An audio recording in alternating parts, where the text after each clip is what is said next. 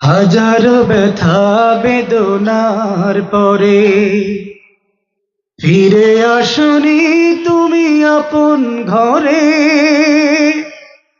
দিনের আলো তুমি ছড়িয়ে দিতে চলে গেলে মদিনায় মক্কা ছেড়ে। হে রাসূল তোমাকে ভুলি আমি কেমন করে। হে রাসূল তোমাকে ভুলি আমি কেমন করে। হাজারো ব্যথা বেদনার পরে ফিরে আসনি তুমি আপন ঘরে। দিনের আলো তুমি ছড়িয়ে দিতে চলে গেলে মদিনায় মক্কা ছেড়ে।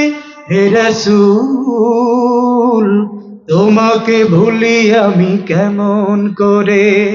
হে রাসূল তোমাকে ভুলি আমি কেমন করে। আলহামদুলিল্লাহ, টাঙ্গাবো কাঠালিয়া টেক ইসলামী যুব সংগঠন ও এলাকাবাসীর উদ্যোগে মৃত ব্যক্তিদের রুহের মাগফিরাত কামনায় প্রথম বার্ষিক ওয়াজ ও দোয়া মাহফিল। আজকের এই মহতি জলসার সম্মানিত মহতারাম সভাপতি, আমাদের সকলের অতি পরিচিত সর্বজন শ্রদ্ধেয় আমার সম্মানিত বড় ভাই হযরত মাওলানা সিরাজুল ইসলাম সাহেব প্রধান বক্তা হিসেবে আলোচনা পেশ করবেন। বিশিষ্ট মিডিয়া ব্যক্তিত্ব হযরত মাওলানা কবির বিন সামাদ সাহেব। আজকের এই আলোচনার মাগরিবের পর থেকে অদ্যাবধি পর্যন্ত যারা আলোচনা করেছেন প্রত্যেকের আলোচনাকে জরিয়া করে আমাদের পাথেয় হিসেবে কবুল করুন। সকলে পড়ছি আমিন। শুকরিয়া জ্ঞাপন করছি এই এলাকার যুব সমাজের, বিশেষ করে টাঙ্গাব কাঠালিয়া টেক ইসলামী যুব সংগঠন এর পক্ষ থেকে আমার প্রিয় বন্ধু ইউনুস আলী এবং মৃত আব্দুল হামিদ সাহেবের পরিবারে। তারা এই ইউনুস আলী এবং আব্দুল হামিদ সাহেবের পরিবার তারা পেছন থেকে এই মাহফিল ইন্তজাম করতে গিয়ে অনেক পরিশ্রম করেছে, ঠিক কিনা? সম্মানিত হাজিরিন, আলোচনার শুরুতে আসেন মহান রবের দরবারে আমরা শুকরিয়া জ্ঞাপন করি যিনি আমাদেরকে এই মাহফিলে আসার মতো তৌফিক দান করেছেন। পড়ছি আলহামদুলিল্লাহ। সালাতু সালাম পেশ করছি মানবতার মুক্তির দিশারি, মানবতার মুক্তির দূত, যিনি এই পৃথিবীতে আগমন করে কোরআনুল কারীম নামক পরশ পাথর দিয়ে জাহেলিয়ার সমাজকে একটি সোনালী সমাজে রূপান্তরিত করেছিলেন। সেই মানবতার মুক্তির দিশারি আমাদের প্রিয় নবী মুহাম্মদুর রাসূলুল্লাহ সাল্লাল্লাহু আলাইহি ওয়াসাল্লাম। মোহতারাম হাজিরিন, আপনারা আমার আলোচনা ইতিপূর্বে শুনেছেন এরকম আছেন কেউ? আবার আলোচনা ইতিপূর্বে শুনেছেন এরকম কেউ আছেন এখানে? নাই, একজনও নাই। আচ্ছা, দেখেন, আমি খুব দূরের মানুষ না, আমাকে হয়তো অনেকেই রাস্তাঘাটে দেখেছেন, আর বিশেষ করে যুবক ভাইরা আমাকে হয়তো অনলাইনে দেখেছেন, ফেসবুকে দেখেছেন। তো আমার বাড়ি আপনাদের এই যে দাওয়াদার আঙ্গারি গ্রামের একবারে শেষ প্রান্তে আমার বাড়ি। তো খুব দূরের মানুষ না, আপনাদের এলাকারই সন্তান। আমি সাধারণত কথা বলি বিষয় ভিত্তিক, যে কোনো একটা বিষয়কে ধরে এই বিষয়টার উপরে ভিত্তি করেই কথা বলি, যেন আমার বলতে সুবিধা হয় আর যারা শ্রোতা থাকে তাদের বুঝতে সুবিধা হয়। কথা কি বুঝতে পারছেন? আচ্ছা, আলোচনার শুরুতে আমি সব জায়গায় একটা অনুরোধ আমার শ্রোতাদের প্রতি রাখি, সেটা হলো আমাকে দুই ভাবে আপনাদেরকে সহযোগিতা করতে হবে। আপনারা পারবেন না ইনশাআল্লাহ? এক নাম্বার, আপনাদেরকে একটু মনোযোগী হয়ে আমার কথা শুনতে হবে। যেহেতু বিষয় ভিত্তিক কথা, সেহেতু মনোযোগী না হয়ে শুনলে আপনি বুঝতে পারবেন না। দ্বিতীয় নম্বর, মাঝে মাঝে যদি আপনাদেরকে ছোটখাটো কোনো প্রশ্ন করি তাহলে আপনারা জবাব দিতে পারবেন না ইনশাআল্লাহ। কথা বলেন না রে ভাই? তাহলে দুইটা শর্ত বা দুইটা অনুরোধ আপনাদের প্রতি। এক নাম্বার, আপনারা একটু মনোযোগী হয়ে আমার কথা শুনবেন। আর দুই নাম্বার, মাঝে মাঝে যদি কোনো প্রশ্ন করি তাহলে একটু উত্তর দেওয়ার চেষ্টা করবেন। পারবেন না ইনশাআল্লাহ? মোহতারাম হাজিরিন, আমি আপনাদের সম্মুখে পবিত্র কোরআনুল কারীমের ৮ নম্বর সূরা, সূরার নাম সূরা আনফাল, এর ২ নম্বর আয়াত তিলাওয়াত করেছি। আর মুসনাদে আহমদ, মুস্তাদরাক আল হাকিম এবং তাবারানী, এই ৩টি কিতাবে হাদিসটি এসেছে, যদিও মুহাদ্দিসিনে কেরামগণ হাদিসটিকে যায়ীফ বলেছেন, কিন্তু এই হাদিসের মর্মমানি অন্য সহিহ হাদিস দিয়ে প্রমাণিত। আপনাদের সামনে একখানা হাদিস আমি পাঠ করেছি। এই দুটিকে কেন্দ্র করে একটি বিষয়কে উপলক্ষ করে নাতি দীর্ঘ কথা বলবো, মানে খুব লম্বা চূড়া হবে না, আবার একেবারে শর্ট হবে না। আপনারা থাকবেন না ইনশাআল্লাহ? সম্মানিত ভাইরা আমার, আমি আমার মূল আলোচনায় ঢোকার আগে আপনাদের কাছে একটা প্রশ্ন করি, আপনারা জান্নাতে যেতে চান কারা কারা? যদি হাত তুলতে বলি, ইনশাআল্লাহ প্রত্যেকেই হাত তুলবেন, কারণ আমাদের ভেতরে জান্নাতে যাওয়ার স্বপ্ন আছে নাকি নাই? প্রিয় ভাইরা আমার, জান্নাতে যাওয়ার স্বপ্ন শুধুমাত্র আমার মধ্যে, আপনার মধ্যেই না, বরং জান্নাতে যাওয়ার স্বপ্ন ইহুদিদের মধ্যে আছে, খ্রিস্টানদের মধ্যে আছে, এমনকি হিন্দুদের মধ্যেও আছে। আপনারা প্রশ্ন করতে পারেন, হিন্দুদের মধ্যে আবার কিভাবে জান্নাতে যাওয়ার স্বপ্ন আছে?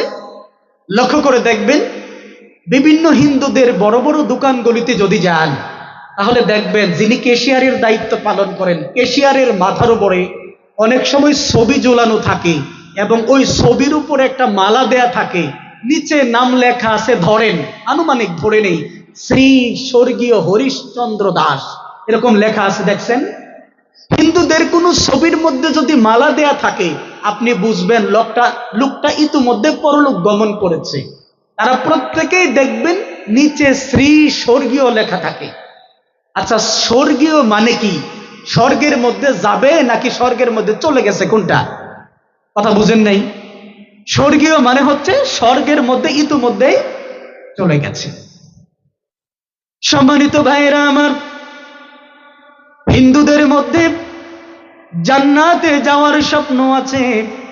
স্বপ্নটা শুধুমাত্র তাদের মনের মধ্যে সীমাবদ্ধ নয়, বরং স্বপ্নটা তারা ছবির মধ্যে পর্যন্ত লিখে দিয়েছে।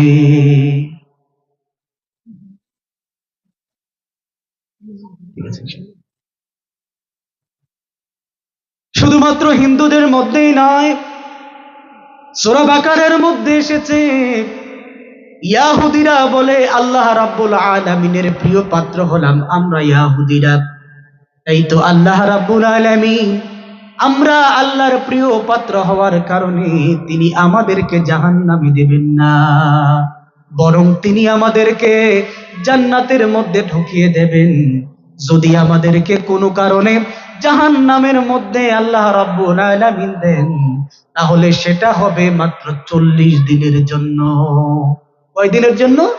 ইল্লা আইয়ামান মা'দুদা, মাত্র কয়েকদিনের জন্য তিনি আমাদেরকে জাহান্নামে দেবেন।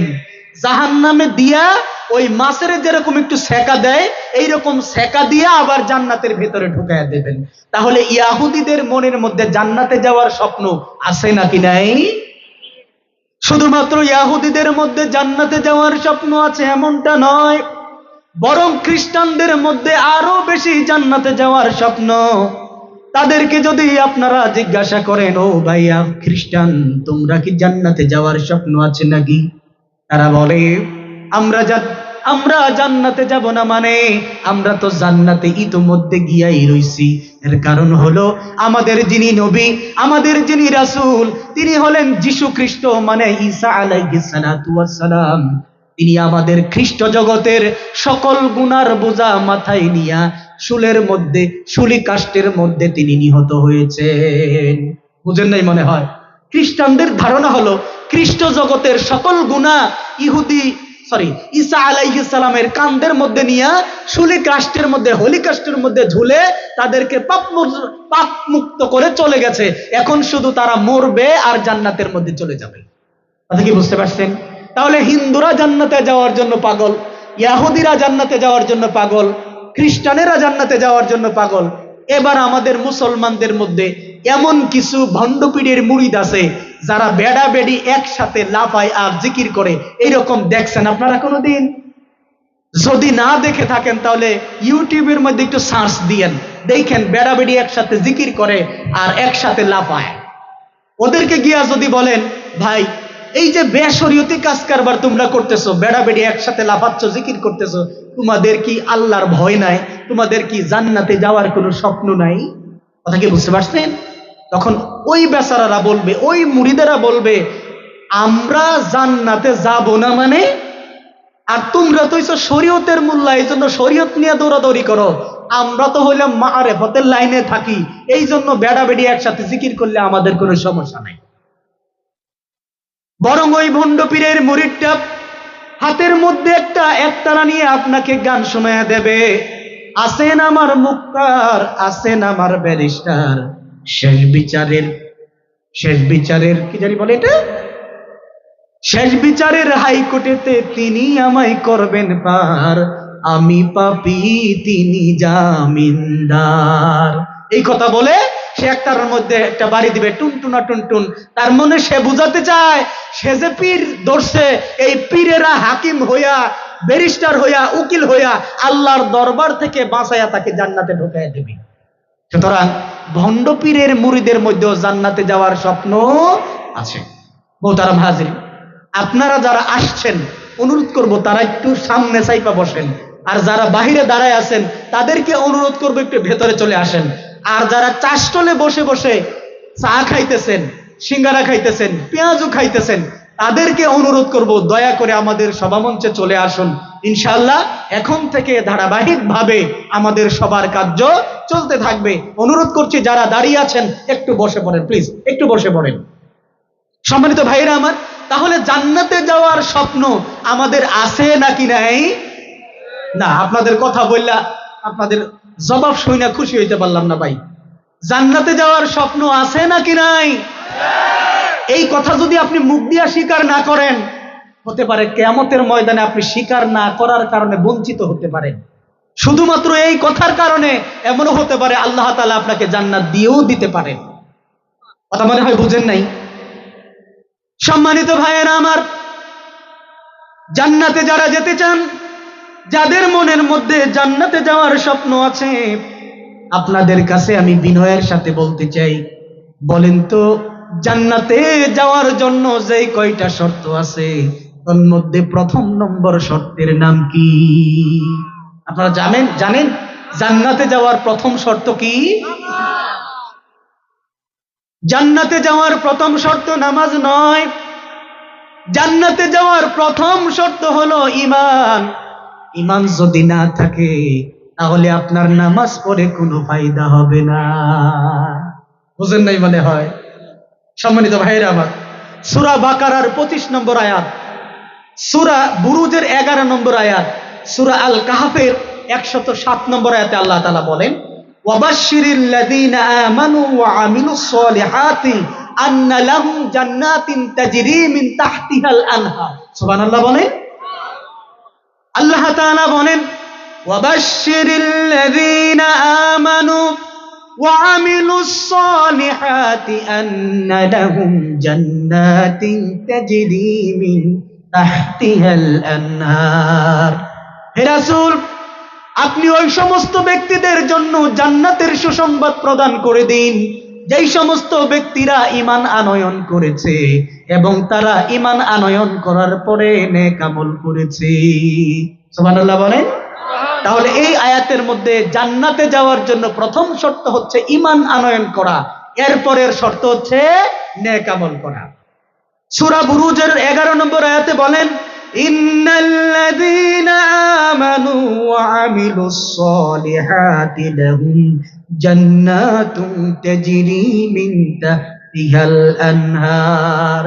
এই আয়াতের মধ্যে আল্লাহ তাআলা বলেন, ইন্নাল্লাযীনা আমানু ওয়া আমিলুস সলিহাত, নিশ্চয়ই যারা ঈমান আনয়ন করেছে এবং নেক আমল করেছে, লাহুম জান্নাতুন তাজরি মিন তাহতিহাল আনহার, তাদের জন্যই রয়েছে জান্নাত। সুবহানাল্লাহ বলেন।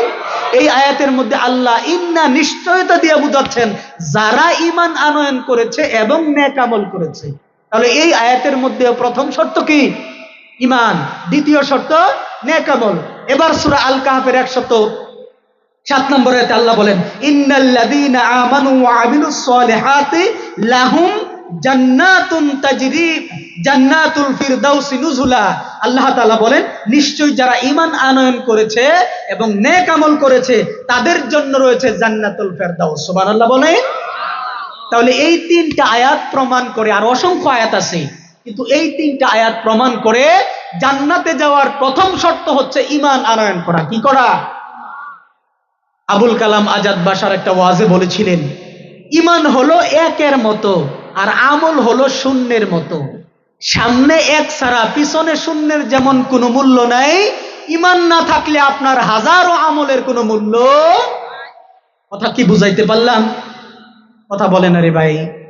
তাহলে জান্নাতে যাওয়ার জন্য প্রথম শর্ত কি? ঈমান। আজকের আমার আলোচ্য বিষয় হবে ঈমান সংক্রান্ত। কি সংক্রান্ত? প্রিয় ভাইরা আমার, আমি আমার মূল আলোচনায় ঢোকার আগে, তার আগে কিন্তু মোটামুটি একটা ভূমিকা দিয়েছি। আপনারা বুঝতে পারছেন যে জান্নাতে যাওয়ার জন্য প্রথম শর্ত কি? ঈমান। এই ঈমান সংক্রান্ত আলোচনা করব। ঈমান সংক্রান্ত অনেকগুলো আলোচনা আছে, তার মধ্যে একটা আলোচনা করব। কি করব? ওইটা বলার আগে একটা গল্প বলি। গল্প শুনতে রাজি আছেন? গাজী কালুর কিস্সা বলবো না, ছোট্ট গল্প বলবো, যাতে আমার আলোচনাটা আপনাদের বুঝতে সুবিধা হয়। আপনাদের মধ্যে আমি একটু কেমন জানি ইতস্ততা বোধ পাচ্ছি। আপনারা কি আমার উপরে রাগ করছেন? তাহলে আপনারা একটু স্বাচ্ছন্দ্যের সাথে কথা বলেন প্লিজ। প্রিয় ভাইয়েরা আমার, বলছিলাম গল্প বলবো। এই যে আমার শামীম ভাই, কোথায় গেল শামীম? শামীম আপনাদের এই বাজারের একজন ছোটখাটো ডিসপেন্সারি চালায় না ভাই, মানে ফার্মেসি চালায় না? মাঝে মাঝে আপনাদের কোনো সমস্যা হইলে তার কাছে গিয়া বলেন না শামীম দেখো তো একটু প্রেশারটা মাইপা, দেখো তো একটু শরীরটা মেজমেজ করতেছে, একটু থার্মোমিটার দিয়া জ্বরটা মাইপা দেখো তো কেমন হয়েছে। এরকম আপনারা অনেক সময় বলেন না ভাই? ভাই বলেন না? এইরকম এক ডক্টরের কাছে একজন ব্যক্তি গেল, গিয়া বলল স্যার আমার শরীরের মধ্যে ইদানিং কিছু সিমটম বা লক্ষণ দেখা দিছে, আপনি এই সিমটমগুলো শুনে একটু আমার চিকিৎসা করে দিন। ডাক্তার সাহেব বললেন আপনার কেমন লাগে একটু বলেন তো, আপনার সিমটমগুলো কি কি? তখন ওই রোগী বেচারা বলল আমার ঘন ঘন প্রস্রাবে ধরে। কি করে? ভাই চা দিচ্ছে, এটাকে দেখার কোনো বিষয় হইল? আপনারা যদি মনোযোগী না হন আমি কেমনে কথা বলবো বলেন তো ভাই? আচ্ছা, এই লোক বলল আমার ঘন ঘন প্রস্রাব হয়, দ্বিতীয়ত অতিরিক্ত পানি পিপাসা পায়, তৃতীয়ত ঘন ঘন ক্ষুধা লাগে, শরীরটা দুর্বল লাগে, হাত পায়ে ঝিঝি ধরে, ওজন হঠাৎ করে হ্রাস হয়ে গেছে, সামান্য একটু কেটে গেলে আর শুকাতে চায় না। মোটামুটি আপনারা বুঝতে পারছেন কোন রোগের দিকে ইঙ্গিত করতেছি। এইরকম ডক্টরের কাছে বলার পরে ডক্টর সাহেব চিন্তা করলেন লোকটাকে আগেই ব্লাড সুগারটা একটু টেস্ট করে দেখা দরকার, তার কি ডায়াবেটিসের কোনো প্রবলেম আছে কিনা। তিনি যথারীতি একটা রক্ত পরীক্ষা দিলেন, ব্লাড সুগারের পরীক্ষা দেওয়ার পরে দেখা গেল তার ব্লাড সুগারের পরিমাপ হলো, র্যান্ডম ব্লাড সুগার হলো আপনার 17 বা 18। বলেন তো এই লোকটার কি ডায়াবেটিস ধরা পড়ছে না ভাই? কথা বলেন, এই লোকটার কি ডায়াবেটিস ধরা পড়ে নাই? এবার ডক্টর সাহেব বললেন ভাই আপনার তো ডায়াবেটিস হয়েছে, এখন আপনাকে এই এই চিকিৎসা নিতে হবে এবং লাইফস্টাইলকে পরিবর্তন করতে হবে। কথা কি এই পর্যন্ত বুঝতে পারছেন? আচ্ছা, এই লোকটা ডক্টরের কাছে গিয়ে এই লক্ষণগুলো বলার কারণেই তো ডক্টর সাহেব বুঝতে পারছেন তার ডায়াবেটিস হওয়ার লক্ষণ আছে। আপনি কি এই পর্যন্ত বুঝতে পারছেন? তাহলে এখন আমি আপনাদের সামনে এমন কিছু লক্ষণ উপস্থাপন করব, যেই লক্ষণগুলো যদি আপনারা বুঝতে পারেন, ধরতে পারেন, আপনাদের মধ্যে যদি ফিট করতে পারেন, দেখতে পারেন, বুঝতে পারেন, তাহলে বুঝবেন আপনার ঈমানের দুর্বলতা শুরু হয়েছে। কি শুরু হয়েছে? বুঝেন নাই? আমি বলছিলাম ঈমান নিয়ে অনেক কথা বলা যায়, কিন্তু আমার আলোচ্য বিষয় হবে আপনার ঈমান সবল নাকি দুর্বল, তার লক্ষণ সমূহ আপনার সামনে উপস্থাপন করব। তার মানে হলো ঈমান দুর্বলতার লক্ষণ সমূহ আমার আলোচ্য বিষয়। এখন কি ক্লিয়ার হয়েছে? কথা বলেন আরে ভাই। সম্মানিত ভাইরা আমার, আজকে সকালে এই মাহফিল উপলক্ষে কি নিয়ে আলোচনা করা যায়, কি নিয়ে আলোচনা করা যায়, আমি যখন ভাবতেছিলাম তখন অনলাইনে একটা বই পাইলাম। বইটা হচ্ছে আরবের একজন প্রখ্যাত লেখক, তার নাম হচ্ছে শেখ সালেহ আল মুনাজ্জিদ, অনেক বড় মাপের একজন আলেম। উনার একটা বই আছে, বইটার নাম হলো ইমানি দুর্বলতা ও তার প্রতিকার। বইয়ের নাম কি?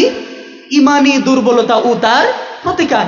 এই বইটা পড়তে গিয়ে আমি দেখলাম যে লেখক ওই শেখ সালেহ আল মুনাজ্জিদ, উনি তার বইয়ের মধ্যে ইমানের দুর্বলতার 20টি লক্ষণ তিনি লিপিবদ্ধ করেছেন। কয়টি লক্ষণ? 20টি লক্ষণ লিপিবদ্ধ করার পরে এই ইমানি দুর্বলতাকে কিভাবে কাটানো যায় এটা তিনি কয়েকটা পয়েন্টে আলোচনা করেছেন। ওখান থেকে যাচাই করে বাছাই করে আপনাদের জন্য আমি কিছু পয়েন্ট নিয়ে এসেছি। আপনাদের কাছে জানতে চাই, এইগুলো কি জানা আমাদের জন্য দরকার আছে নাকি নাই? দেখেন, ডায়াবেটিসের লক্ষণ আপনার মধ্যে দেখা দেওয়ার পরে এইটাকে অবহেলা করার আর কোনো সুযোগ আছে ভাই?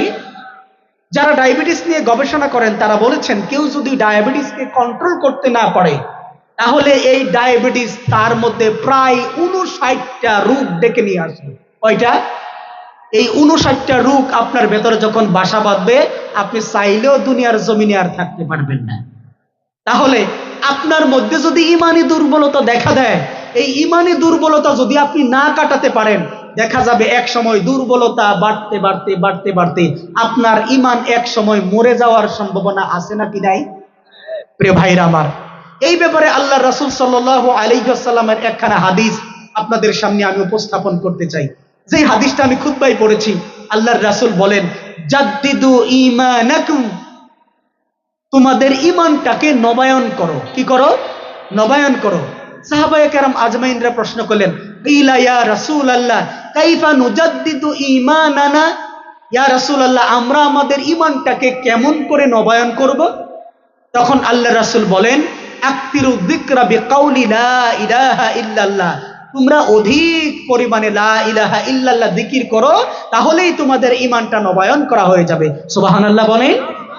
যদিও উলামায়ে কেরামগণ এই হাদিসটাকে দুর্বল বলেছেন, কিন্তু আরেকটা হাদিস, ওটা বুখারী মুসলিমের মধ্যে আসছে, ওই হাদিসটা অত্যন্ত গুরুত্বপূর্ণ।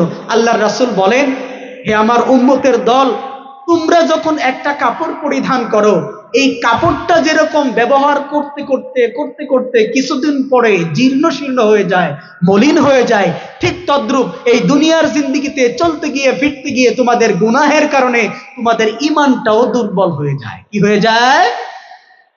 সম্মানিত ভাইয়েরা আমার, আল্লাহর রাসূল সাল্লাল্লাহু আলাইহি ওয়াসাল্লাম বলেন, তোমাদের ঈমানগুলো ওই রকম ভাবে দুর্বল হয়ে যায়, জীর্ণ হয়ে যায়, যেমন করে তোমাদের কাপড়গুলো ব্যবহার করার কারণে জীর্ণ হয়ে যায়। তোমরা আল্লাহ রাব্বুল আলামিনের কাছে তোমাদের ঈমানটা শক্তিশালী হওয়ার জন্য সদা সর্বদা দোয়া করতে থাকো। এই যে হাদিসটা এখন আপনাদের সামনে বললাম, এই হাদিসটার ব্যাপারে কোনো আলেমদের কোনো মন্তব্য নাই। সকল আলেমগণ বলেছেন এই হাদিসটা হলো সহিহ। আগের হাদিস দিয়া রাসূল বললেন তোমাদের ঈমানটাকে নতুন করো, নবায়ন করো, আর এই হাদিস দিয়া রাসূল বললেন কাপড় যেরকম মলিন হয়ে যায়, জীর্ণ শীর্ণ হয়ে যায়, ঠিক তদ্রূপ তোমাদের ঈমানটাকেও দুর্বল হয়ে যায়, ঈমানটাও দুর্বল হয়ে যায়। তাহলে রাসূল বললেন ঈমান দুর্বল হয়, তাহলে কি আমাদের বুঝতে আরো বাকি আছে যে মাঝে মাঝে আমাদের ঈমান দুর্বল হয়ে যায়? প্রিয় হাজিরিন, এবার আমরা যাব আমাদের মূল টপিকের উপরে আলোচনা করব, অর্থাৎ আপনার ঈমান দুর্বল হওয়ার লক্ষণ সমূহ। তার আগে আপনার ঈমানের মর্যাদা কতটুকু এই ব্যাপারে একটু কথা বলবো। আপনারা শুনতে রাজি আছেন ইনশাআল্লাহ? আচ্ছা, তার আগে আপনাদের কাছে প্রশ্ন, আমি যে কথা বলতেছি আপনারা কি আমার কথা বুঝতে পারতেছেন? প্রিয় হাজিরিন, ঈমানের মর্যাদা কতটুকু দেখেন, আল্লাহর রাসূল সাল্লাল্লাহু আলাইহি ওয়াসাল্লাম বলেন, মান ক্বালা লা ইলাহা ইল্লাল্লাহ দাখালাল জান্নাহ, যে ব্যক্তি পড়বে লা ইলাহা ইল্লাল্লাহ সে অবশ্যই জান্নাতে প্রবেশ করবে। কথা বলে না রে ভাই? আরেকটা হাদিসে এসেছে, রাসূল বলেন, যে ব্যক্তির অন্তরের মধ্যে সরিষার দানা পরিমাণ ঈমান আছে, সরিষার দানা কত বড়? কথা বলে না রে ভাই?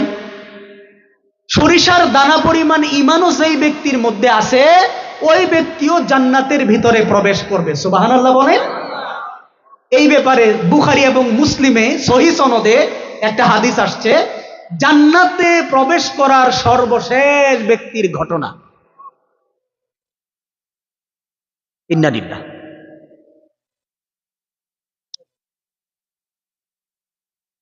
আছে তো মনে হয় জেনারেটর আছে না?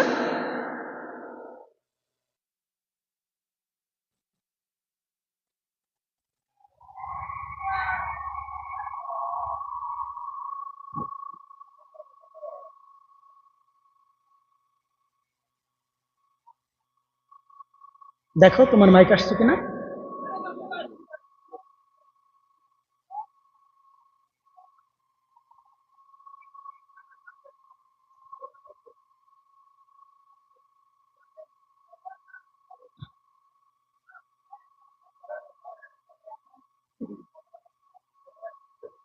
হ্যালো, সম্মানিত ভাইরা আমার, তাহলে আমরা বলছিলাম যে ব্যক্তির ভিতরে সরিষার দানা পরিমাণ ঈমান আছে সেও জান্নাতে যাবে।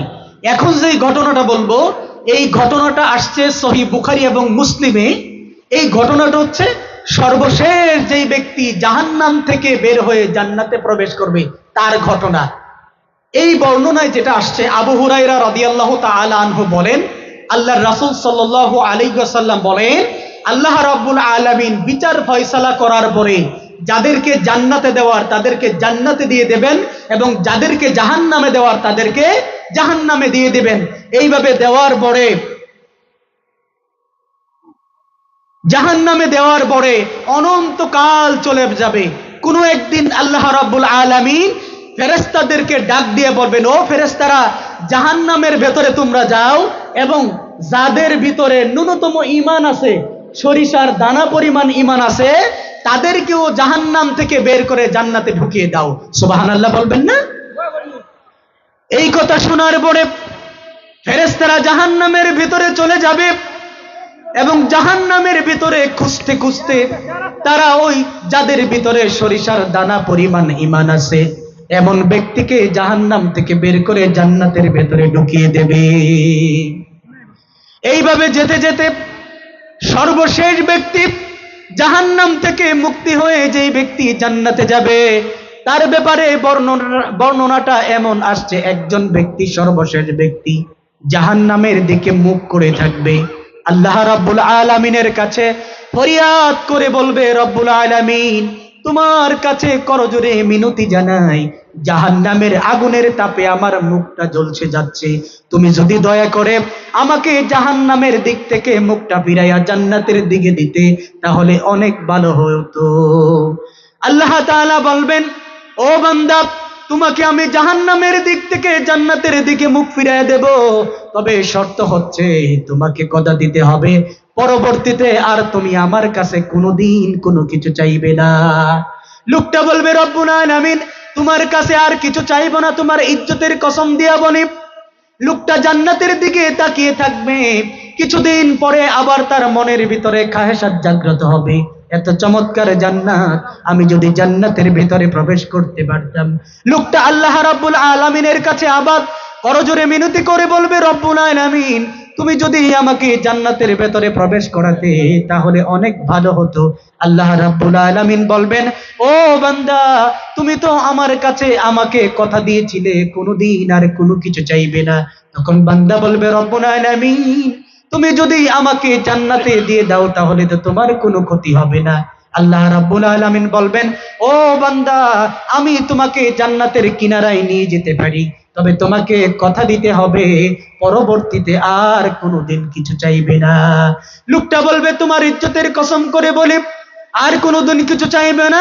লোকটা জান্নাতের কিনারায় যাবে, এরপরে আরো কিছুদিন পরে আবার লোকটা আল্লাহর কাছে বলবে, রব্বুল আলামিন, তুমি যদি আমাকে জান্নাতের ভেতরে প্রবেশ করাতে কতই না ভালো হতো। আল্লাহ বলবেন, ও বান্দা, তুমি তো আমাকে কথা দিয়েছিলে আর কোনোদিন কোনো কিছু চাইবে না। তখন বান্দা বলবে, রব্বুল আলামিন, তুমি যদি আমাকে জান্নাত দিয়ে দাও তাহলে তো তোমার কোনো কমতি হবে না। আল্লাহ তাআলা বলবেন, ও বান্দা, তোমাকে জান্নাতের ভিতরে ঢুকিয়ে দিলাম, যাও তুমি জান্নাতে যাও। লোকটা জান্নাতে যেতে চাইবে, কিন্তু তার কাছে মনে হবে জান্নাতটা বুঝি পরিপূর্ণ হয়ে যাবে। তখন বলবে রব্বুল আলামিন, আমি তো সবার শেষে জান্নাতে যাচ্ছি, আমার মনে হয় জান্নাতটা বুঝি পরিপূর্ণ হয়ে গেছে। আল্লাহ তাআলা বলবেন, ও বান্দা, না, জান্নাত পরিপূর্ণ হয় নাই, তোমার জন্য আমি জান্নাতের ভিতরে জায়গা রেখে দিয়েছি, তুমি জান্নাতে কতটুকু জায়গা চাও? ওই লোকটা বলবে, রব্বুল আলামিন, তুমি আমাকে জাহান্নাম থেকে মুক্তি দিয়েছো, জান্নাতের মধ্যে সামান্য জায়গা হলেই আমার চলবে। লোকটাকে লক্ষ্য করে আল্লাহ তাআলা বলবেন, তোমার জন্য জান্নাতের ভিতরে সামান্য জায়গা নয়, বরং জান্নাতের ভিতরে আমি দুনিয়াটা যত বড় ওই রকম 10টা দুনিয়া জোড়া দিলে যতটুকু জায়গা হয়, আমি তোমার জন্য ওই রকম 10 দুনিয়া পরিমাণ জায়গা জান্নাতে রেখে দিয়েছি। সুবহানাল্লাহ ওয়া বিহামদিহি। তাহলে সর্বশেষ যেই ব্যক্তি জান্নাতে প্রবেশ করবে, তার ভিতরে সরিষার দানাকে 70 ভাগ করলে এক ভাগকে আরবিতে বলা হয় জাররা। যার ভিতরে এইরকম জাররা পরিমাণ ঈমান থাকবে, তাকেও আল্লাহ তাআলা জান্নাতের ভেতরে প্রবেশ করাবেন। কিন্তু যাদের ভিতরে ঈমানের দুর্বলতা আছে, এই দুর্বলতা বাড়তে বাড়তে বাড়তে বাড়তে যদি কোনো এক সময় ডায়াবেটিসের রোগীর মতো ঈমান মরে যায়, বলেন তো তার কি জান্নাতে যাওয়ার কোনো চান্স আছে? আমার কথা মনে হয় বুঝেন নাই গো। তাহলে আমার আলোচ্য বিষয় হলো ঈমানের দুর্বলতার লক্ষণ সমূহ। আমার সামনে আপনারা যারা আসছেন, আপনারাই বলেছেন জান্নাতে যাওয়ার শখ আপনাদের ভিতরে আছে।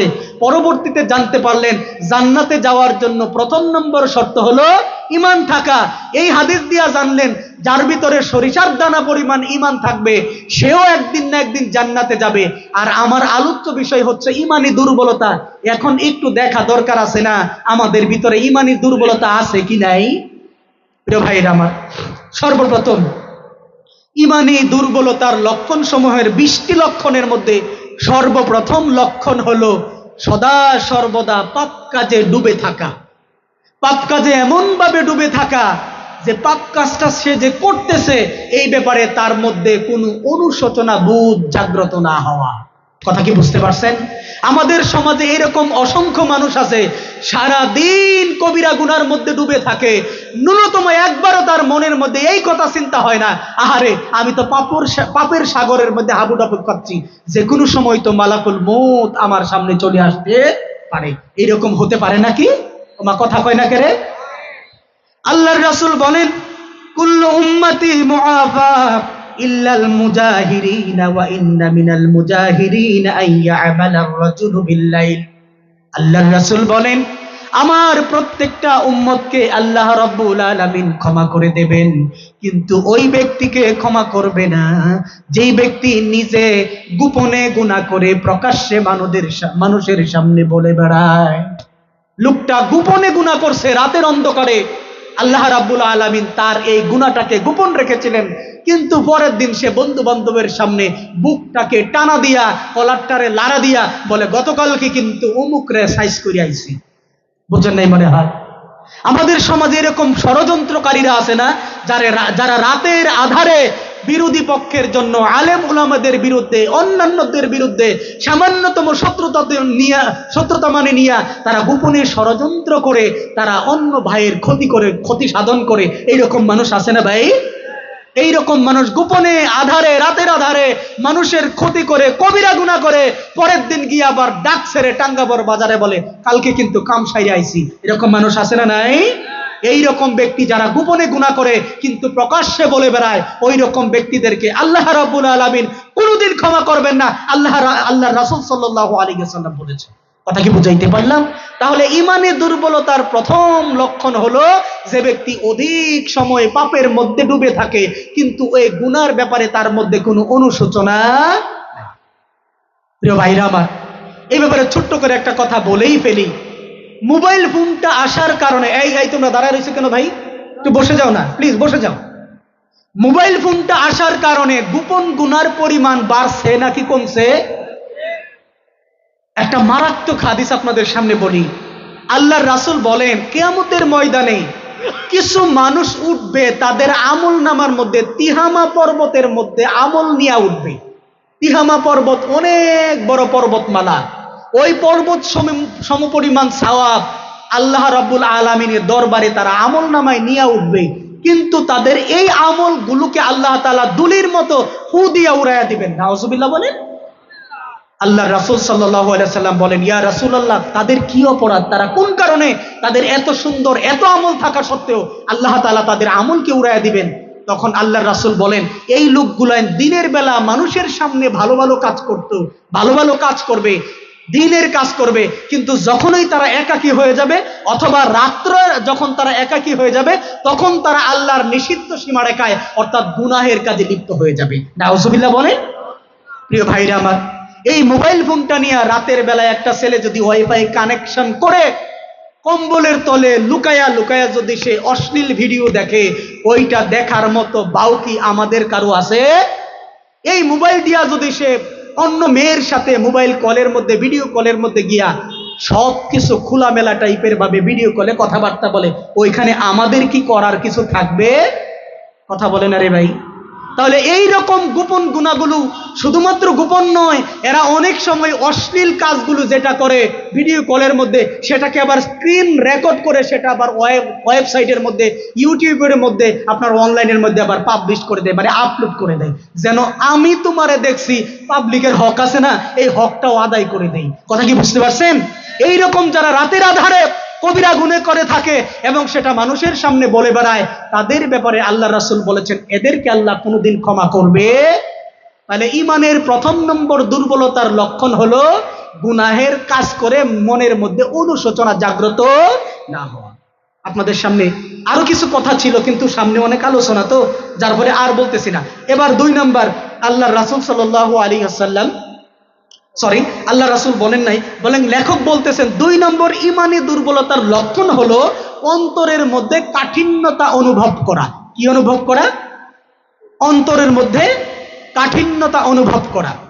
লক্ষ্য করে দেখবেন, ইমাম সাহেব মসজিদের মধ্যে দোয়া করতেছেন, জাহান্নামের ব্যাপারে কথা বলতেছেন, কবরের আযাবের ব্যাপারে কথা বলতেছেন, কিছু কিছু মানুষ পাকা দাড়িওয়ালা মুরব্বীরা চোখ থেকে পানি ছেড়ে দিয়া দাড়ি ভিজায় ফেলতেছে, আর কিছু কিছু দুষ্টু ফুলাভান বন্ধুর দিকে তাকায় তাকায় মিটমিটায় আসতেছে। লক্ষ্য করছেন কি রকম? কথা বলেন আরে ভাই।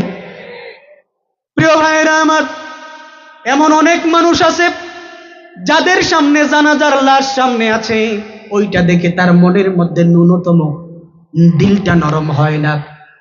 আলেমদের মুখ থেকে কথা শুনে শুনে, জাহান্নামের কথা শুনে, কবরের আযাবের কথা শুনে, পরকালের কথা শুনে তাদের মনটা কোনোদিন নরম হয় না, বরং তাদের অন্তরটা যেন পাথরের মতো শক্ত হয়ে গিয়েছে। আল্লাহ তাআলা বলেন, তুম্মা কাসাত কুলুবুকুম মিন বা'দি যালিকা ফাহিয়া কাল হিজারাতি আও আশাদ্দু কাসওয়া।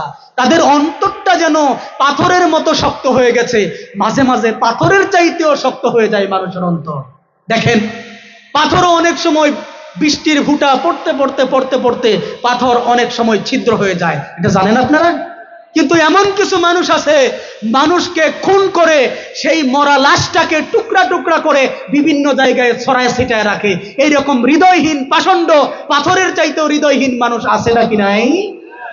এইরকম মানুষের ব্যাপারে আল্লাহ তাআলা বলেছেন তাদের হৃদয়টা পাথরের চাইতেও শক্ত। এমন অনেক মানুষ আছে যাদের ভেতরে দ্বীনের ব্যাপারে কথা বললে, কোরআন হাদিসের কথা বললে এদের মধ্যে জীবনে কোনো দিন টনক নড়ে না। কথা কি বুঝাইতে পারলাম? তাহলে ঈমানের দুর্বলতার 2 নম্বর লক্ষণ হলো আপনার অন্তরটা শক্ত হয়ে যাওয়া, আপনার অন্তরটা কঠিন হয়ে যাওয়া, আপনার অন্তরটা পাথরের মতো শক্ত হয়ে যাওয়া। কথা কি বুঝাইতে পারতেছি? এবার 3 নম্বর শর্ত, 3 নম্বর লক্ষণ, ঈমানি দুর্বলতার 3 নম্বর লক্ষণ লেখক এনেছেন, সেটা হচ্ছে ইবাদতের মধ্যে মনোযোগী না হওয়া। কি হওয়া? ইবাদতের মধ্যে মনোযোগী না হওয়া। এটা কিভাবে হয়? এটা কিভাবে? 3 নম্বর লক্ষণ হচ্ছে ইবাদতের মধ্যে মনোযোগী না হওয়া। এটা কিভাবে? আল্লাহ রাব্বুল আলামিন বলতেছেন, ওয়া ইযা ক্বামু ইলাস সালাতি ক্বামু কুসালা। তারা যখন নামাজের মধ্যে দাঁড়ায় তখন তারা শৈথিল্যতার সাথে নামাজে দাঁড়ায়। কিসের সাথে নামাজে দাঁড়ায়? কথা বলেন আরে ভাই। শৈথিল্যতা কাকে বলে আপনারা বুঝেন না, আপনাদেরকে উদাহরণ দিয়ে বোঝাই। এই বেচারা নামাজের মধ্যে দাঁড়াইছে, সে তাকায় রয়েছে ফ্যান্ডার দিকে, সে তাকায় রয়েছে কোনায় টিকটিকি দৌড়াদৌড়ি করতেছে, সে তাকায় রয়েছে মাকড়সার জালের মধ্যে মাকড়সা দৌড়াদৌড়ি করতেছে।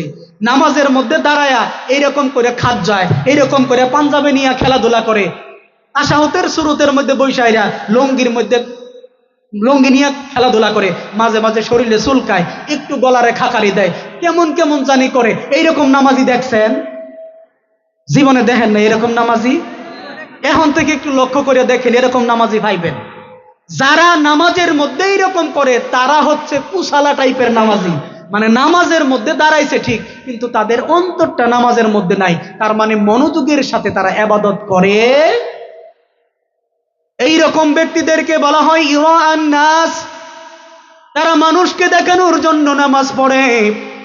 এমন কিছু মানুষ আছে, সামনে রোজার মাস আসতেছে, ইফতারের পূর্ব মুহূর্তে হোটেলের মধ্যে গিয়া হোটেল উলারে বলবে, ওই বেটা তোমার এখানে কয় জাতের জিলাপি আছে, কয় জাতের মিষ্টি আছে দাও, কত জাতের শরবত আছে দাও, আজকে রোজা রাখছি, ভীষণ পরিমাণে তৃষ্ণা লেগেছে, এক জগ শরবতে আমার হবে না, পারলে একটা ছোট কলসির ব্যবস্থা করো।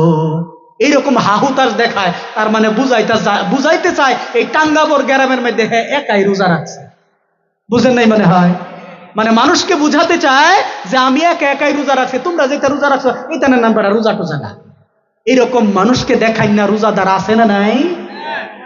এমন মানুষ আছে মাহফিলের মধ্যে এসে বলে, এই মাহফিলের জন্য আমি 2000 টাকা দিলাম, এইরকম পোস্টারের মধ্যে তুই আমার নাম দিবি, যত বড় নাম দিবি টাকার পরিমাণ এত বেড়ে যাবে। এরকম মানুষ আছে নাকি? বলেন তো, এটা কি আল্লাহর রাজি খুশির জন্য নাকি মানুষকে দেখানোর জন্য? যে সমস্ত মানুষ মানুষকে দেখানোর জন্য ইবাদত করে, আল্লাহর রাজি খুশির জন্য ইবাদত করে না, তারা কোনোদিন ইবাদতের মধ্যে মনোযোগী হতে পারবে? যারা ইবাদতের মধ্যে মনোযোগী হয় না, পরিপূর্ণ মনোযোগী হতে পারে না, মনে রাখবেন তাদের মধ্যে ঈমান নামক ডায়াবেটিসের, ঈমান দুর্বলতা ডায়াবেটিস নামক লক্ষণ আছে। কথা কি বুঝাইতে পারলাম? তাহলে ঈমান দুর্বলতার 1 নম্বর লক্ষণ কি ছিল? পাপের কাজ করেও অনুশোচনা বোধ জাগ্রত না হওয়া। 2 নম্বর অন্তরটা কঠিন হয়ে যাওয়া। 3 নম্বর ইবাদতের মধ্যে মনোযোগী না হওয়া। আপনারা আমার কথা বুঝতেছেন গো? এই পিছনের বাইরে আমার কথা বুঝেন? ওমা বুঝে না গো। এবার আসেন 4 নম্বর, সময় মতো ইবাদত না করা। কি করা? সময় মতো ইবাদত না করা। এই তো চলতেছে কিসের মৌসুম? রোয়া লাগানোর মৌসুম, ঠিক না? এমন নামাজি আছে যেই নামাজি দেখবেন জোহরের নামাজটা দেরি করতে করতে করতে করতে আসর আইয়ে আইয়ে ভাব, এইরকম সময় কোন রকম গিয়া আল্লাহ রাসূল হাদিসে বলেন এই লোকগুলি মুরগি যেরকম ঠুকুর মারে এইরকম ঠুকঠাক করে কয়েকটা সেজদা দিয়া নামাজ শেষ করে। কথা কি বুঝতে পারছেন? এইরকম লেট মার্কা নামাজি আপনাদের সমাজে নাই? প্রিয় ভাইরা আমার, এইরকম মানুষ আছে যাদের উপরে হজ ফরজ হয়ে গেছে, কিন্তু ওই ব্যক্তি হজের মধ্যে যায় না। আপনি যদি তাকে বলেন ভাই হজ তো আপনার উপরে ফরজ হয়ে গেছে, আপনি হজ করেন না কেন? তখন লোকটা বলে কেমন করে হজে যাই, ছেলেটারে তো এখনো চাকরি দিতে পারি নাই, মেয়েটাকে তো এখনো বিবাহ করাইতে পারি নাই, জমি জমা তো এখনো সেটেল করতে পারি নাই, মাওনায় বাড়ি ধরছিলাম বাড়িটা শেষ করতে পারি নাই। এইরকম বিভিন্ন ধরনের অজুহাত দেখায়া দেখায়া লোকটা দিনের পর দিন বছরের পর বছর পার করে দিচ্ছে। এমনকি এইরকম করতে করতে মালাকুল মউত তার সামনে চলে এসেছে, কিন্তু হজ ফরজ হওয়ার পরেও লোকটা হজ না করেই বিদায় হইছে। এইরকম লেট হজি আমনে এলাকার মধ্যে 2-4 জন আছে নাকি নাই? মেয়েটার বিবাহ উপযুক্ত হয়ে গেছে, ছেলেটার বিবাহ উপযুক্ত হয়ে গেছে, কিন্তু আপনি যদি তাকে প্রশ্ন করেন ছেলেটাকে বিবাহ করান না মেয়েটাকে বিবাহ দেন না কারণ কি, তখন বলে ছেলেটা তো এখনো নিজের পায়ে দাঁড়ায় নাই, মেয়েটার জন্য উপযুক্ত পাত্র পাচ্ছি না, এই জন্য তাদেরকে আমি বিবাহ দিচ্ছি না। বয়স হয়ে গেলে, বিবাহের বয়স হয়ে গেলে সঠিক পাত্রস্থ করা পিতার উপর একটা গুরুত্বপূর্ণ দায়িত্ব। এই দায়িত্ব অবহেলা করার কারণে যুবক যুবতীরা যদি তার খাহেসাত পূরণ করতে গিয়া গুনাহের কাজে লিপ্ত হয়, এই দায়ভার এই এই ব্যক্তির কান্দের মধ্যে বর্তায়, ঠিক কিনা? সে যে এই যে অবহেলা করলো, এই যে দেরি করলো, দায়বার এই যে জবাবদিহিতা তাকেই কাল কিয়ামতের ময়দানে দিতে হবে। কথা মনে হয় বুঝাইতে পারি নাই? তাহলে ঈমান দুর্বলতার 4 নম্বর লক্ষণ হচ্ছে সময় মতো ইবাদত না করা। ইবাদত করে কিন্তু সময় মতো ইবাদত করে না। এই রোগের রোগী আমাদের মা বোনেরা বেশি। এরা দেখবেন ঠিক টাইম মতো কোনোদিন নামাজ পড়ে না। আর ইফতারের সময় যে আসতেছে রমজান মাস, দেখবেন মা বোনেদের ইফতার যত গণায় আসে তাদের ব্যস্ততা তত বেড়ে যায়। এই যে তার মানে স্বামীর উপরে আপনি দেখবেন যত বেশি ইফতার গণায় আসে কাজের গতি এত বাড়ে, আর বেড়ার উপরে এত মেজাজটা চড়ে।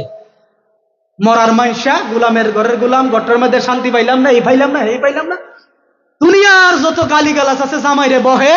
আর শেষে যখন আজান দিয়া দিছে এরপরেও বেটি টনক নড়ে না, গিয়া কি করে, শেষে গিয়া ওই অজু করে, অজু করতে করতে ওই দিক দিয়ে কিন্তু ইফতারের সময় চলে যায়। অথচ ওই মহিলা জানে না আল্লাহ রাসূল বলেছেন যতদিন পর্যন্ত আমার উম্মতেরা শীঘ্র শীঘ্র জলদি জলদি ইফতার করবে ততদিন পর্যন্ত কল্যাণের মধ্যে থাকবে। হাদিসটা সহিহ না ভাই? অথচ আমাদের মা বোনেরা এই ব্যাপারে কোনো কর্ণপাত করে। তাহলে এটা কি ঈমানি দুর্বলতার লক্ষণ না? আপনারা কি আমার কথা বুঝতেছেন? বলেন তো আমার আলোচ্য বিষয় কি? ঈমানি দুর্বলতার লক্ষণ সমূহ। মোট 20টা লক্ষণ বলবো। আমি জানি না কোন দিক দিয়ে আবার কবির ভাই চলে আসে। কবির ভাই চলে আসলে যখনই আসে তখনই ফুল স্টপ দিয়ে দিব। কথা কি বুঝতে পারতেছেন? আপনারা আমার উপর রাগ করতেছেন? আপনারা আমার কথা বুঝতেছেন? এই আলোচনাটা আপনাদের জন্য কি জরুরি মনে করতেছেন? তাহলে একটু মনোযোগী হওয়ার জন্য অনুরোধ করছি। অনেক ভাই আসে আবার যায়, অনেকটা হাফ খেলার মতো হয়ে গেছে আর কি। এরকম কেন করতেছে আমি ভাই বুঝতে পারতেছি না। যাই হোক, আমরা এবার 5 নাম্বার লক্ষণ নিয়ে কথা বলবো। 5 নাম্বার লক্ষণ হচ্ছে পবিত্র কুরআনুল কারীম তার সামনে যখন তিলাওয়াত করা হয়, কুরআন নিয়ে যখন কথাবার্তা বলা হয়, তখন তার অন্তরের মধ্যে এর কোনো প্রভাব বিস্তার করে না। বুঝেন নাই মনে হয়? পবিত্র কুরআন থেকে যখন তাফসির করা হয়, কুরআন থেকে যখন আলোচনা করা হয়, তখন তার ভিতরে কোনো প্রভাব পড়ে না। এমনকি তারা বলে, আরে মৌলবীরা এগুলি বলবই, এত কথা হই নাকি দুনিয়ার মধ্যে চলুন যাইব। এরকম মানুষ আছে না? আরে হুজুর কি কোন সব জায়গার মধ্যে কোরআন হাদিস চলে নাকি? এই কথাটা বেশিরভাগ বলে বিয়ার সময়।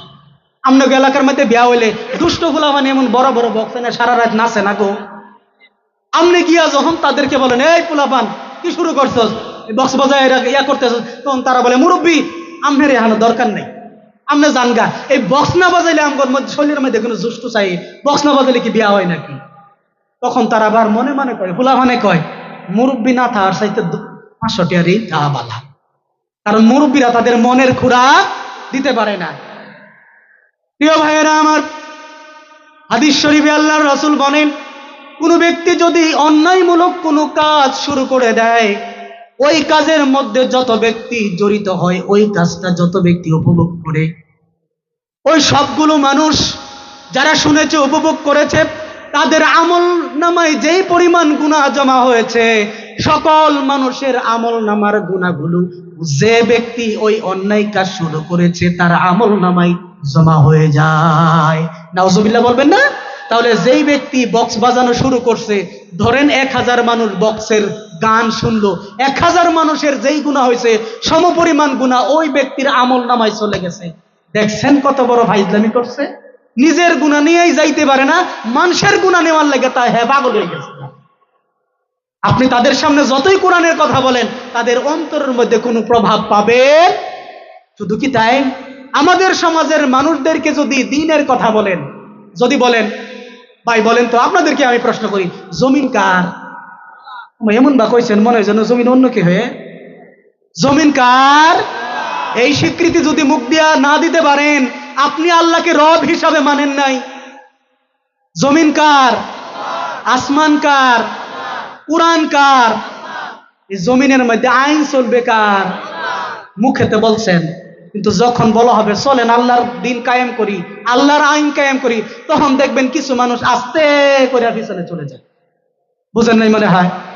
অথচ আল্লাহ বলেছেন আলা লাহুল খালকু ওয়াল আমরু, আইন সৃষ্টি যার, বিধান চলবে।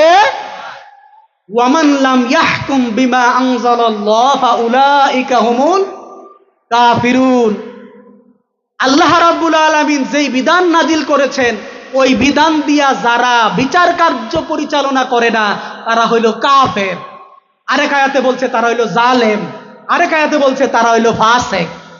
তাহলে কাফের, জালেম, ফাসেক তাদের জন্য জান্নাত খার হয়ে রয়েছে গো। কথা কয় না যে আমাদের এই দেশের মধ্যে, আমাদের এই সমাজের মধ্যে বিচার কাজ কি কোরআন দিয়া চলে? আল্লাহ যে বলল কোরআন দিয়া চালানোর জন্য, তাহলে আপনি যতই এই সমাজের বিচারপতি যারা, পদ্মান্যা যারা, নেতা যারা, তাদের সামনে গিয়া বলেন আল্লাহ তো কইছে কোরআন দিয়া বিচার করার জন্য, তখন ওই পদ্মান্যারা কয় কোরআন দিয়া বিচার করলে কি সমাজের মধ্যে চলুন যাইব? এরকম কথা বলবে না? তাহলে এই লোকটার সামনে কোরআনের যত কথাই বলেন, ওর ভিতরে কি কোনো পরিবর্তন সাধিত হবে? তাহলে ঈমান দুর্বলতার 5 নম্বরের লক্ষণ হলো কোরআনের কথা যতই তার সামনে বলেন, এই কোরআনের কথার প্রভাব তার ভিতরে বিস্তার করে। আপনার ভিতরে যদি বিস্তার না করে, আপনাকে ভাবতে হবে আপনার ভেতরে ঈমানের দুর্বলতা আছে নাকি নাই। নাকি টাঙ্গাবরের মানুষের ঈমান এত শক্ত যে এটার ইট দিয়া বাইরে এলেও ঈমান ভাঙবে না, এরকম কি? কথা বলে না রে ভাই। প্রিয় ভাইয়েরা আমার, 6 নম্বরের লক্ষণ হলো আল্লাহ রাব্বুল আলামিনের স্মরণ না করা। আল্লাহ রাব্বুল আলামিন বলেন ওয়ালা ইয়াযকুরুনাল্লাহা ইল্লা কলিলা। এই লোকগুলো আল্লাহকে খুব কম স্মরণ করে। কি করে? খুব কম স্মরণ করে। এখানে জিকির বলতে সারাক্ষণ আল্লাহু আল্লাহু আল্লাহু এরকম জিকির বোঝানো হয় নাই। জিকির মানে হলো, জিকিরের সর্বোত্তম অর্থ হলো আল্লাহ রাব্বুল আলামিন যেই কাজ করার জন্য বলেছেন ওই কাজ করা, আর যেই কাজ না করার জন্য বলেছেন ওই কাজ না করা। এটাই হচ্ছে জিকিরের সর্বোত্তম অর্থ। বুঝাইতে পারি নাই মনে হয়। মনে করেন আপনাদের এই মসজিদের মধ্যে এখন আজান দিছে, বলেন তো আজান দেওয়া মানে কি? নামাজের জন্য ডাক দিয়া। এখন যদি আপনি আল্লাহর কথা স্মরণ করেন, তাহলে মসজিদে যেতে হবে কি হবে না? কথা বলে না রে ভাই।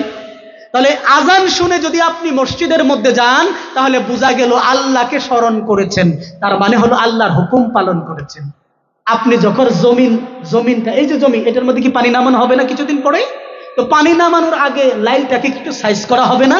এই লাইলটাকে সাইজ করার সময় আপনি যদি অন্যের ক্ষেতের মধ্যে যদি কুদালটা ঢুকায় দেন, তাইলে কি আপনি আল্লাহরে স্মরণ করলেন? কথা মনে হয় বুঝেন নাই। আপনি লাইল কাটার সময় যদি মনে মনে জিকির করেন বা মুখে মুখে জিকির করেন লা ইলাহা ইল্লাল্লাহ, ওই হায়রা কুদাল দা একটা কুপ মারেন আরেক বেটার ক্ষেতের মধ্যে, এই জিকিরে কোনো লাভ আছে বলেন? তাহলে আল্লাহ রাব্বুল আলামিনের সর্বোত্তম জিকির হলো আল্লাহ রাব্বুল আলামিন যেই কাজগুলো করার জন্য বলেছেন সেই কাজগুলো করা, আর যেই কাজগুলো করতে আপনাকে নিষেধ করেছেন ওই কাজগুলো থেকে আল্লাহর ভয়ে বিরত থাকা। কথা কি বুঝতে পারছেন? তাহলে আপনি আল্লাহকে স্মরণ করবেন কোথায়? আপনার প্রত্যেকটা কাজে আল্লাহকে স্মরণ করবেন। যদি এই কাজের অনুমোদন থাকে আপনি করবেন, যদি এই কাজের অনুমোদন না থাকে তাহলে আপনি করবেন না। প্রিয় ভাইয়েরা আমার, আপনাদের সামনে একটা প্রশ্ন করি, বিড়ি খাওয়ার অনুমোদন কি কোরআন হাদিস দেয়? মনে হয় আমরা বিড়ি খুরবো, উত্তর দিলেন না। জর্দা খাওয়ার অনুমোদন কি কোরআন হাদিস দেয়? আমাদের অধিকাংশ হুজুরদের মুখ দেখবেন পান খায়া, জর্দা খায়া এমন অবস্থা কইরা আছে, দাঁত গুলান একবারে তরমুজের বিচির মতো হয়ে গেছে। আবার অনেক হুজুর দেখবেন গুল মাইরা মাইরা মাইরা মাইরা পরে নামাজের মধ্যে গিয়া দাঁড়ায়। গুল, জর্দা, সাদা পাতা, সিগারেট, বিড়ি, এই সবগুলো হলো মাদকের অন্তর্ভুক্ত। আর আল্লাহর রাসূল বলেছেন সকল মাদকই হইল হারাম। কুল্লু মুস্কিরিন হারামুন, প্রত্যেকটা মাদক জিনিসই হারাম। এখন বিড়ি যে মাদক, সিগারেট যে মাদক, তামাক যে মাদক, আপনি বুঝবেন কেমনে? আপনি তো দেদারসে খাইতেছেন, আপনার তো কোনোদিন মাতলামি হয় নাই। একজন সাধারণ ব্যক্তি, স্বাভাবিক ব্যক্তি যে কোনোদিন বিড়ি সিগারেট খায় নাই, যে কোনোদিন জর্দা খায় নাই, তারে খাওয়া দেওয়ার পরে যদি তার মস্তিষ্ক সুস্থ থাকে তাহলে এটা খাওয়া জায়েজ। আর যদি তার মস্তিষ্ক সুস্থ না হয়, বরং মাথাটা যদি তাইরে নাইরে করে, আপনি বুঝবেন হেতেরে দৌড়াচ্ছে। যদি দৈরালা তার ব্রেইনটাকে যদি এটা আচ্ছন্ন করে ফেলে, তাহলে বুঝবেন এটা মাদক, এটা খাওয়া হারাম। কথা কি বুঝাইতে পারলাম? আমাদের হুজুররা অনেক সময় বলে এটা হচ্ছে মাকরুহে তাহারিমি। আবার জিজ্ঞেস করবেন হুজুর মাকরুহে তাহারিমি কি? তখন তারাই বলবে মাকরুহে তাহারিমি হইল হারামের কাছাকাছি। হারাম হইল বড় ভাই, মাকরুহে তাহারিমি হইল ছোট ভাই। কথা বুঝেন নাই মনে হয়? আচ্ছা, বড় ভাই আর ছোট ভাই ঘুরা গেলে তো জেলাও হেইকো দুই নাকি? তাইলে আপনি এটারে ঘুরায় ফেসে হালাল করার চেষ্টা করেন কেন ভাই? সরাসরি বলে দেন না এটা খাওয়া হারাম। কিন্তু বলে না কেন জানেন? ওই যে নিজেরা যে খায়, উপরের দিকে থুতু দিলে নিজের গায়ে।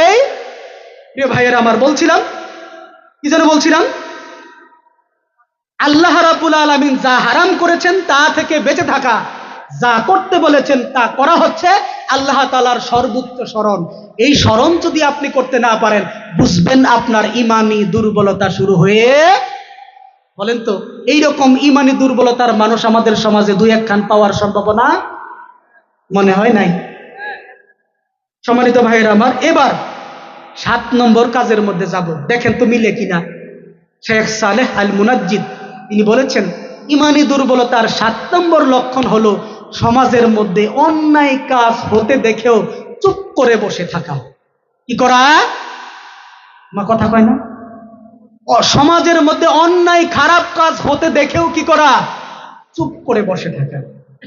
আল্লাহর রাসূল বলেন মান রাআ মিনকুমুল মুনকারা, তোমাদের মধ্যে যদি কোনো ব্যক্তি অন্যায় কাজ হতে দেখে, তার দায়িত্ব হচ্ছে ফালিয়ুগাইয়িরহু বিয়াদি, সে যেন অন্যায় কাজটাকে তার হাতের দ্বারা, শক্তির দ্বারা এটাকে প্রতিহত করে। কি করে? অন্যায় কাজ যদি সমাজে সংগঠিত হতে দেখে, তাহলে এটাকে হাত দ্বারা প্রতিহত করবে। ফাইল্লাম ইয়াস্তাতি, আর যদি হাত দিয়া না পারে, সেই ক্ষমতা নাই, সেই রাজনৈতিক পাওয়ার নাই, সমাজের মধ্যে তার ওই রকম গ্রহণযোগ্যতা নাই, তাহলে সে কি করবে? ফাবিলিসানি, তাহলে সে তার মুখ দিয়া, জবান দিয়া কাজটার বিরোধিতা করবে। কি করবে ভাই? হাত দিয়া প্রতিহত করার চেষ্টা করবে, যদি না পারে মুখ দিয়া এটাকে তো প্রতিহত করার চেষ্টা করবে। ইল্লাম ইয়াস্তাতি ফাবিকালবিহি, আর যদি তাও না পারে, তাহলে কি করবে বলেন তো? অন্তর দিয়া। অনুবাদটা কিন্তু সঠিক নয়। কেন সঠিক নয়? ছোট একটা উদাহরণ দিয়া বোঝাই, আপনারা আমার কথা বুঝতেছেন? আচ্ছা, ধরেন আমাদের ডাকবাংলা বাজারে তো এখন ব্রিজ হয়ে গেছে না ওই পারে যাওয়ার জন্য? ব্রিজ হওয়ার আগে এখানে ফেরি ছিল না। কথা বলেন আরে ভাই, আপনি গেছেন টুকের বাজারে যাবেন, আপনি ওইখানে নদী পার হওয়ার জন্য 3টা বিকল্প ব্যবস্থা আছে। হয়তো ফেরি দিয়া যাইবেন, নয়তো ওই যে সাদা চুলওয়ালা কেডা জানিয়া ছিল মস্তুর বুট দিয়া যাইবেন, নয়তো মেঘার গুদারা দিয়া যাইবেন। 3টাই তো বিকল্প ব্যবস্থা। কাজ কিন্তু আপনার একটা, কি? নদী পার হওয়া। পদ্ধতি কয়টা? 3টা। তাহলে আপনাকে যে কোনো পদ্ধতি দিয়া কিন্তু নদী পার হতে হবে। কথা কি বুঝাইতে পারলাম? রাসূল বলেছেন অন্যায় কাজটাকে তোমাদেরকে প্রতিহত করতে হবে। কাজ কিন্তু প্রতিহত করা। অন্তর দিয়া যদি ঘৃণা করেন, এই মাঠের মধ্যে প্রতি বছর যদি গান হয়, অন্তর দিয়ে আমরা সবাই মিল্লা ঘৃণা করতেছি, ঘৃণা করি ঘৃণা করি ঘৃণা করি, কত হাজার বছর ঘৃণা করার পরে এই কাজটা বন্ধ হবে বলেন তো? বুঝেন নাই? কাজ কিন্তু বন্ধ করতে হবে, হয়তো হাত দিয়া, নয়তো মুখ দিয়া, নয়তো অন্তর দিয়া। আপনি তো ঘৃণা করে বসে আছেন, কাজ তো বন্ধ হবে না। এই জন্য অনুবাদ হবে অন্তর দিয়া পরিকল্পনা তৈরি করতে হবে। কি করতে হবে? পরিকল্পনা তৈরি করতে হবে, কেমন করে এই কাজটাকে বন্ধ করা যায়। এই পরিকল্পনা আনার পরে আরেকজনের সাথে শেয়ার করবে, সে আরেকজনের সাথে শেয়ার করবে। এইরকম শেয়ার করতে করতে করতে করতে বলেন তো 1 বছর পরে এই গান হওয়ার আগে কি তার পক্ষে কিছু লোক আসার সম্ভাবনা আছে নাকি নাই? এইরকম লোক আস্তে আস্তে আস্তে আস্তে এক সময় দেখবেন আপনি ছিলেন একা, শেয়ার করতে করতে অন্তরের পরিকল্পনা দিয়া এক সময় আপনার পক্ষে 100 জন লোক চলে আসবে। কথা মনে হয় বুঝাইতে পারি নাই?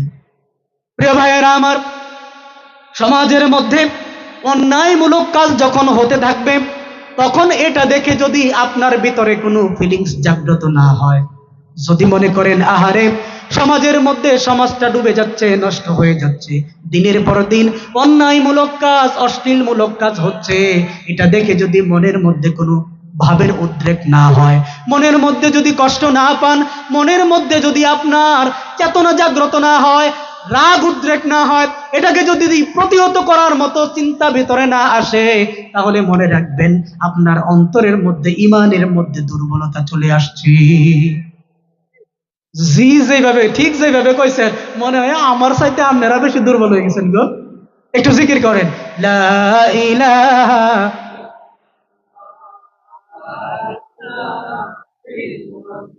জোরে লা ইলাহা, ও লা ইলাহা।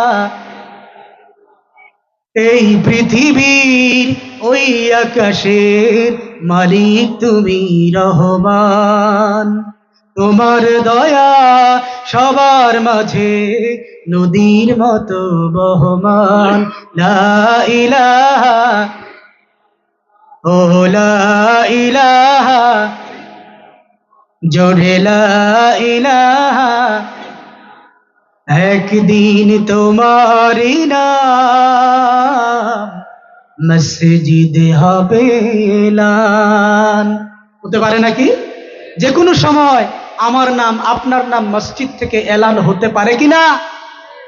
একদিন তোমারি নাম মসজিদ হবে এলান।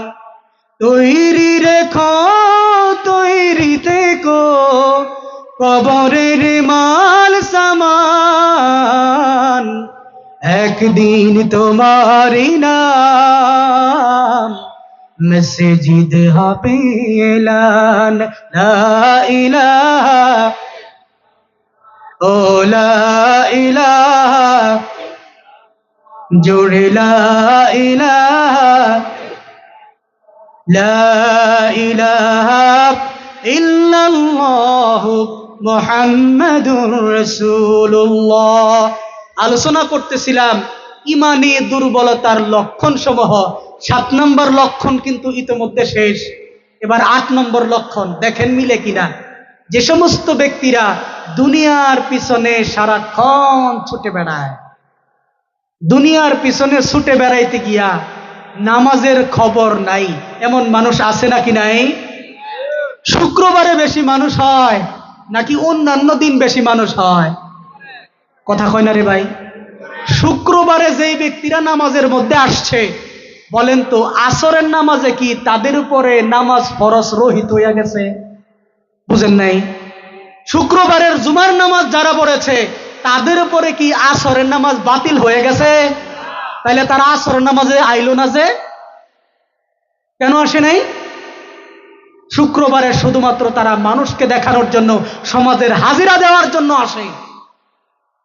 প্রিয় ভাইয়েরা আমার, এইরকম অসংখ্য মানুষ আছে যারা নামাজ রোজার ধার ধারে না, দিনের কোনো ধার ধারে না, সারাক্ষণ দুনিয়া নিয়ে ব্যস্ত থাকে, কাজের মধ্যে এত বেশি তারা মগ্ন হয়ে থাকে। কখন ফজরের সময় যায়, কখন আসরের সময় যায়, কখন মাগরিবের সময় যায়, এগুলো যেন তারা টেরই পায় না, বরং কাজের মধ্যে এত ডুবে থাকে, দুনিয়ার পিছনে এত ডুবে থাকে, আখিরাত নিয়ে চিন্তার কোনো তার সময় পায় না। এমন মানুষ আছে না ভাই? এইরকম মানুষের ইমান দুর্বল। ইমান দুর্বলতার কারণে তাদের আখিরাতের কথা চিন্তা আসে না, শুধুমাত্র সারাক্ষণ দুনিয়া দুনিয়া চিন্তা করে। প্রিয় ভাইয়েরা আমার, আচ্ছা এইসব ঠিক আছে। প্রিয় ভাইয়েরা আমার, দুনিয়ার চিন্তা যদি আপনি বেশি বেশি করেন, আখিরাতের চিন্তা যদি না করেন, তাহলে মনে রাখবেন ভাই, আপনার ভেতরে ইমানের দুর্বলতা চলে আসবে। এখন আমি একটু লাফায়া লাফায়া যাব, আপনারা একটু মনোযোগী হবেন ভাই। কয় নম্বরে আসিলাম? 8 নম্বর। 9 নম্বর, দিনের ব্যাপারে কৃপণত করা। কি করা? অর্থাৎ দান সৎকার ব্যাপারে টাকা দিতে চাই না, কিন্তু গানের মঞ্চের মধ্যে টাকা দিতে মন চায়। এমন ভদ্রলোক আছে নাকি নাই? ইমানি দুর্বলতার লক্ষণ। নিজে না করে অন্যকে উপদেশ দেওয়া, নিজে ভালো কাজ করতে চায় না, ভালো কাজের ধারে কাছেও যায় না, কিন্তু চাষটলে বইয়া দেখেন উপদেশ কারে কয়, কেজি হিসাবে বিক্রি করে উপদেশ। এরকম মানুষ আছে না ভাই? এইরকম মানুষের ভিতরে ইমানের দুর্বলতা আছে। 11 নম্বর, অন্যের ক্ষতিতে সে খুব খুশি হয়। পাশের বাড়ির ভাইটা ক্ষতিতে পড়ে গেছে, ক্ষতিগ্রস্ত হয়ে গেছে, কোনো কারণে ক্ষতিগ্রস্ত হয়ে গেছে, এইটা দেখা সে তাকে সান্ত্বনা দেয় না, তার জন্য কষ্ট পায় না, বরং মনে মনে সে খুশি হয় কতদিনে আল্লাহ একটা অস্থির বিচার করছে। এইরকম মানসিকতা যাদের, ইমানের দুর্বলতা। 12 নম্বর, গুনাহের কাজকে সে হালকা ভাবে নেয়। আর দূরও একটু একটু না করলে কি চলে নাকি রে? অসংখ্য উদাহরণ দিতে পারতাম, কিন্তু সময় কম। কানে কানে আইসা বইলা গেছে, শেষ করলে ভালো হয়। কথা কি বুঝতে পারতেছেন? এবার আসেন 13 নম্বর, ছোট ছোট আমলকে অবজ্ঞা করা। মসজিদের মধ্যে একটু ঝাড়ু দেওয়া, মানুষকে একটু অজুর পানি আগায় দেয়া, ছোটখাটো আমল, এরকম অসংখ্য আমল বলতে পারবো, এইরকম কাজকে হালকা মনে করে। আর দূর এইটা কাজ করলে ইজ্জত থাকে, এরকম ছোট ছোট আমলকে অবজ্ঞা করা। 14 নম্বর, দুনিয়াকে প্রাধান্য দেওয়া, আখেরাতকে ভুলে যাওয়া। 15 নম্বর, বিপদে ধৈর্য ধারণ না করা, আল্লাহর উপরে তাওয়াক্কুল না করা, বরং ভাঙ্গা পড়া। আল্লাহ গো, তুমি এটা কি করলা, খালি আমারই দেখলা। এরকম মানুষ আছে না? এইরকম করা ইমানের দুর্বলতার লক্ষণ। 16 নম্বর, দিনের কাজে অগ্রসর না হওয়া। যদি টাইম না হেসরায়াও নিতে চান, তখন সে বলে হুজুর আমনে জানছে, আমনের কাম আমনে হরুন, আঙ্গরে আমার কাম করতে দেন। দেখছেন না, নামাজের সময়, ভাই নামাজের সময় সে চলেন না মসজিদে যায়, তখন কই হুজুর যান, দোয়া করেন আমি যে পড়তে পারি। হুজুরের কি ঠেহা লাগছে তার লাগে দোয়া করতে, বুঝেন নাই মনে হয়। 17 নম্বর, অনর্থক বিতর্ক করা। চাষটলের মধ্যে খালি একটা হুজুরের বিরুদ্ধে উঠায় দেখেন। ফতোয়া কত জাতের আছে, কত জাতের মুক্তি আছে, অযথা বিতর্কের মধ্যে জড়ায় পড়া, এক পয়সার কোনো লাভ নাই। কিন্তু দেখবেন সাফাবাজি কাহাকে বলে, সাফাবাজ চলছে, এটা ইমানি দুর্বলতার লক্ষণ। 18 নম্বর, নিজেকে নিয়ে সারাক্ষণ ব্যস্ত থাকা। আমার এইটা, আমার সেইটা, আমি এই ছিলাম, আমরা সেই ছিলাম, আমার যদি সভাপতি না বানাস ওয়াজ কিন্তু ভাঙ্গা দিয়াম, আমার সভাপতি না বানাইলে মসজিদটা কিবা চলে, এরকম কিন্তু দেখতে সারাম। এরকম মানুষ আছে না? নিজেকে নিয়ে সারাক্ষণ জাহির করা, নিজেকে বড় করে দেখানো, অন্য মানুষকে হেয় প্রতিপন্ন করা, ইমানের দুর্বলতার লক্ষণ। ভ্রাতৃত্ব বন্ধন ছিন্ন করা, ভাইয়ের সাথে জমি নিয়ে দ্বন্দ্ব, কোনো কারণে দ্বন্দ্ব হয়েছে, বলে আমার কোনো বাইটাই নাই, এরকম সরাসরি অস্বীকার করে না। এইরকম ব্যক্তিদের মধ্যে ইমানের দুর্বলতার লক্ষণ। খুব দ্রুত যাইতেছে, আপনারা বুঝতে পারতেছেন কি? আচ্ছা ঠিক আছে। 20 নম্বর হচ্ছে নিজেকে প্রকাশ করতে ভালোবাসা। মানে হলো আমি একখান জিনিস, আমার ছাড়া এটা চলে না, এই সভাপতির পরে কিন্তু আমার নামটা দিবে, যদি না দেশ তাহলে কিন্তু খবর আছে, বড় বড় ওরা অক্ষর দিয়া তার নাম দেওয়া, মাইকের মধ্যে তার নামটা ঘোষণা করা। এরকম নিজেকে প্রদর্শন করার মানসিকতা আমাদের দেশের মধ্যে কিছু পাতি নেতাগর আছে না? এইরকম ব্যক্তিদের মধ্যে ইমানের দুর্বলতা আছে। আমি আবার প্রথম থেকে বলতে পারবো না, যেহেতু সময় কম। আমি মোট 20টা ইমানের দুর্বলতা বলছি। আমি মনে হয় আপনাদেরকে কিছুটা হইলেও বুঝাইতে পারছি। আচ্ছা বলেন তো, এই যে কথাগুলো বললাম, আমনেগর মধ্যে 2-1টা কমন পড়ার সম্ভাবনা আছে? তোমার কথা কয় না গো। যদি কমন পড়ে থাকে, তাহলে ডায়াবেটিস হওয়ার লক্ষণ আছে না নাই? ইমানের দুর্বলতা আছে না নাই? এবার আসেন, আপনি কিভাবে ইমানের দুর্বলতা কাটাবেন, এই ব্যাপারে উনি কি সলিউশন দিয়েছেন? তিনি অনেকগুলি সলিউশন দিয়েছেন। তন্মধ্যে আপনাদের সামনে আমি 10টা সলিউশন বলবো। 1 নাম্বার, লা ইলাহা ইল্লাল্লাহ জিকির করা। ওই যে রাসূল বলছেন, আকসিরু যিকরা বিকাউলি লা ইলাহা ইল্লাল্লাহ, তোমাদের ঈমানটাকে নবায়ন করার জন্য বেশি বেশি পরিমাণে লা ইলাহা ইল্লাল্লাহ জিকির করো। 2 নাম্বার, ওই যে আরেক হাদিসে রাসূল বলছেন, তোমরা আল্লাহর কাছে দোয়া করো, হে আল্লাহ তুমি আমার ঈমানটাকে নবায়ন করে দাও। বুঝতে পারছেন? আল্লাহর কাছে দোয়া করা। 3 নাম্বার, কুরআন তিলাওয়াত করা, কারণ কুরআন তিলাওয়াত করলে ঈমান বৃদ্ধি পায়। কি পায়? সূরা আনফালের 2 নম্বর আয়াতের মধ্যে আছে, আল্লাহ তাআলা বলেছেন, ওয়া ইযা তুলিয়াত আলাইহিম আয়াতুহু যাদাতহুম ঈমানা, তাদের সামনে যখন কুরআনের আয়াত তিলাওয়াত করা হয়, তখন তাদের ঈমানটা হু হু করে বেড়ে যায়। সুবহানাল্লাহ বলবেন না? প্রিয় ভাইরা আমার, 4 নম্বর, ভালো মানুষের সংস্পর্শে থাকা। কার সংস্পর্শে থাকা? গাঞ্জাখোরের সংস্পর্শে থাকা, তাই না? ভালো মানুষের সাথে সংস্পর্শ থাকা। আল্লাহ বলেন, ইয়া আইয়ুহাল্লাযীনা আমানুত্তাকুল্লাহা ওয়া কুনু মা'আস সাদিকিন, তোমরা আল্লাহকে ভয় পাও এবং ভালো মানুষের সাথে বন্ধুত্ব স্থাপন করো। এটা নিয়ে আমার একটা লম্বা চড়া আলোচনা আছে, ভালো মানুষের বন্ধুত্ব কতটা জরুরি। ভালো মানুষের সাথে যদি বন্ধুত্ব করেন, কিয়ামতের ময়দানে আপনি ভালো মানুষের সাথে বন্ধুত্ব করার কারণে শুধুমাত্র আপনি জান্নাতে যেতে পারবেন। সুবহানাল্লাহ বলেন। প্রিয় ভাইরা আমার, 5 নাম্বার, পরকালের কথা স্মরণ করা। কি করা? আমরা কি পরকালের কথা এখন স্মরণ করি? হ্যাঁ, শেষ। আর 2টা কথা বলে শেষ করে দেব। 6 নাম্বার, মরণকে অধিক পরিমাণে স্মরণ করা। 7 নাম্বার, বেশি বেশি পরিমাণে ইবাদত করা। 8 নাম্বার, দ্বীনি মজলিসগুলোতে বেশি বেশি করে যাওয়া। 9 নাম্বার, দুনিয়াকে প্রাধান্য কম দেওয়া, আখিরাতকে প্রাধান্য দেওয়া। 10 নাম্বার, আল্লাহর দরবারে এতদিন যা গুনাহ খাতা করেছি এই জন্য তওবা করা এবং বেশি বেশি পরিমাণে ইস্তেগফার করা। প্রিয় ভাইরা আমার, সেই শুরু থেকে এখন পর্যন্ত আপনাদের সামনে আমি যে আলোচনাগুলো করতেছিলাম, আলোচনার মূল বিষয়বস্তু ছিল আপনারা বলছিলেন আপনারা সবাই জান্নাতে যাইতে চান, বলছিলেন না? আর জান্নাতে যাওয়ার জন্য প্রথম শর্ত কি? ঈমান আনয়ন করা। আর ঈমানের অনেকগুলো পার্টের মধ্যে একটা পার্ট হচ্ছে ঈমান দুর্বল হয়ে যাওয়া। আপনাদের সামনে আমার আলোচ্য বিষয় ছিল ঈমান দুর্বল হওয়ার 20টি লক্ষণ এবং ওখান থেকে প্রতিকার কিভাবে হয়, এরকম 20টা লক্ষণ বললাম। প্রতিকার করার জন্য 10টা পদ্ধতি বললাম। আমি কি মোটামুটি আপনাদের বুঝাইতে পারছি গো? যদি বুঝাইতে পারি বলেন তো এখানে আমল করার মতো কিছু আছে না নাই? যদি থাকে, দেখেন আমি হুজুর হয়েছি বললা যে আমার ঈমান খুব শক্তিশালী, ব্যাপারটা এমন না। এখানে যদি আমি যাচাই বাছাই করতে চাই, আমি যখন লেখছিলাম তখন আমি দেখছি অনেকগুলাই আমার মধ্যেও আছে, অনেক ঝামেলা আমার মধ্যেও আছে। এই জন্য আপনাদেরকে সামনে নিয়ে আল্লাহর কাছে তওবা করি, আল্লাহ ঈমানের যে দুর্বলতা আমার মধ্যে আছে এগুলি তুমি ক্ষমা করে দাও। আমরা চেষ্টা করব এই 10টা কাজের মাধ্যমে ঈমানি দুর্বলতাকে দূর করার জন্য। আল্লাহ তাআলা আমি সহ আপনাদের সকলকে ঈমানের দুর্বলতা দূর করে শক্তিশালী ঈমান গঠন করে জান্নাতে যাওয়ার মতো উপযুক্ত হওয়ার তৌফিক দান করুক। সকলে পড়ছি আমিন।